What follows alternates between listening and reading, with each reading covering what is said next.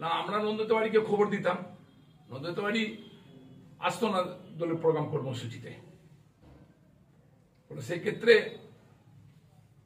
আমরা আগেই এই সিদ্ধান্ত নেওয়ার ছিলামই, তারপরে এই অঘটনটা ঘটে গেছে বলে দল এখন সবাই মিলে একমত হয়েছি আমরা যে কোনো মতে তাকে দলে রাখা যাবে না, দল থেকে বহিষ্কার করছি।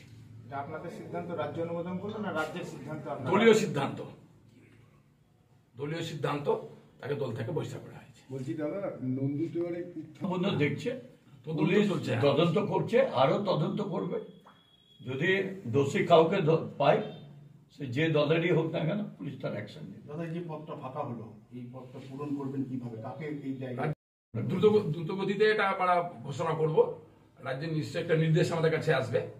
এই পদগুলো রাজ্য থেকে আমাদের কাছে পাঠানোর নামগুলো আমাদের কাছে আসলে আমরা আপনাদেরকে জানিয়ে দিব।